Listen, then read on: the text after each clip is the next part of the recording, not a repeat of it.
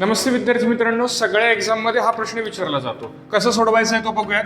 200 litre द्रावण आहे, त्याच्यामध्ये दूध असेल आणि दूध आणि पाणी यांचं जे काही गुणोत्तर आहे ते 17:3 आहे.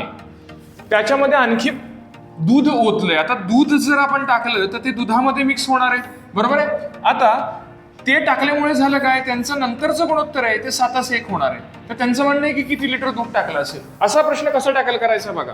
जर आपल्याला या मिश्रणामध्ये दूध टाकलं तर दुधामध्ये ते ऍड होणार आहे. याचा अर्थ पाणी अगोदर जेवढं होतं तेवढंच आत्ता राहणार आहे. याचा अर्थ 3 पाणी असेल तर इथं सुद्धा 3 हवंय, म्हणून याला मी 3 ने गुणलं. जर इकडे 3 ने गुणलं तर याला सुद्धा तुम्ही 3 ने गुणा, म्हणजे तो रेशो समान राहतो. म्हणजे इकडे झाले 3 आणि 7 इकडे झाले 21. आता लक्षात घ्या, अगोदर 17 लिटर होतं, त्याच्यानंतर ते 21 जर व्हायचं असेल तर तुम्हाला किती ऍड करावे लागतील, इथं 4 ऍड करावे लागतील. आता लक्षात घ्या, सगळं एकूण मिळून 200 लिटर आहे.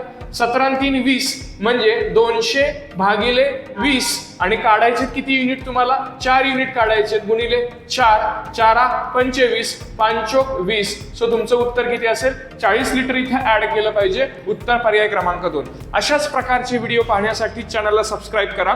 इंस्टाग्रामवरती फॉलो करायला विसरू नका. सोलास्लिंग. Thanks for watching.